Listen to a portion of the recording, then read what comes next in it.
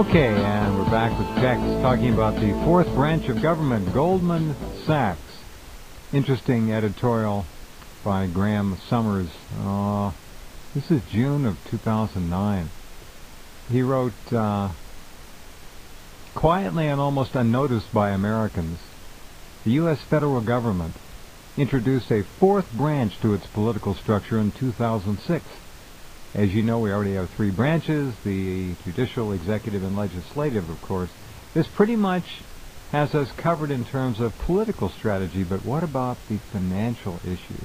Everybody knows Congress has no clue about how to allocate capital, and the executive branch doesn't exactly have a great track record when it comes to financial matters.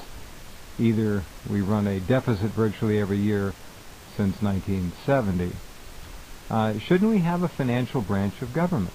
A group of fiscal experts entirely devoted to keeping the U.S. fiscal house in order? Forbes, the Business Week, all of our newspapers are absolute spineless cowards. Our publications, Wall Street. I had to laugh today. I went on DrudgeReport.com, and it said that the Washington Post has just been given 4 Pulitzer Prizes. Well, and I literally roared laughing. Yeah. I thought, it's just like Obama getting the Nobel Peace Prize. Same thing. The Pulitzer Prize. Yeah. That's crazy. Same thing. Exactly. It is the same thing. Well, listen to this. This is from 2006. I will have to say this. I'm amazed that this even came out at the time. It says, in 2006, the Los Angeles Times did a story entitled, Goldman Sachs Rules the World, pointing out that President Bush's team of economic experts were basically a team of former Goldman Sachs executives. That list included Henry Paulson, who ran the Treasury Department, and Josh Bolten, the chief of staff at the White House. Mm-hmm. And the article said, quote, not since John D. Rockefeller, Stanford Oil, and maybe not even then, has one firm exerted such muscle over national economic and fiscal policy. And it goes on, by the way, Robert Rubin, who was, Bill Clinton's Secretary of Treasury, he worked for Goldman Sachs for 26 years. So he goes back to Clinton, Bush, and now Obama. Then Larry Summers, he worked for Goldman Sachs, too. Now he's chairman of the Council of Economic Advisors.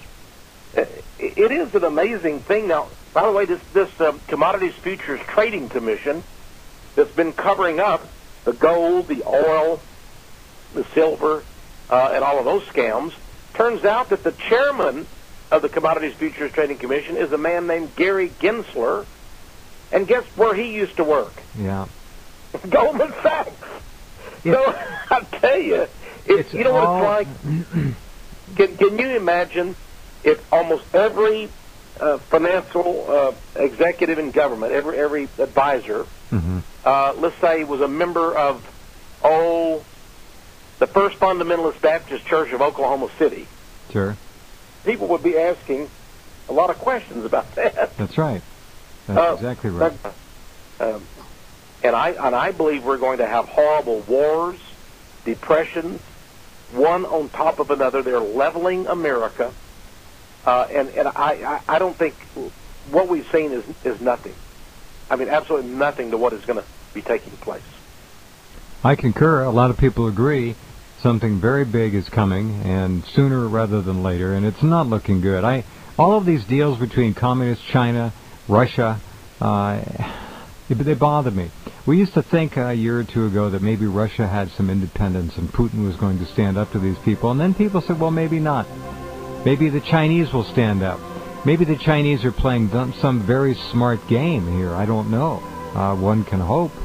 But lining up and turning its back on the $1 trillion or so worth of oil and gas contracts it has with the Iranians and imposing sanctions, or certainly indicating it will support sanctions against Iran, it doesn't augur well for independence in terms of the top 3 or 4 on the planet. They seem to be acting in collusion, because the Russians have also said that they would support sanctions against Iran. That's amazing. All right, when we come back, I'll talk to you about that IMF story and Poland in a minute and see what Texxe might have to say about that. It's a very interesting story.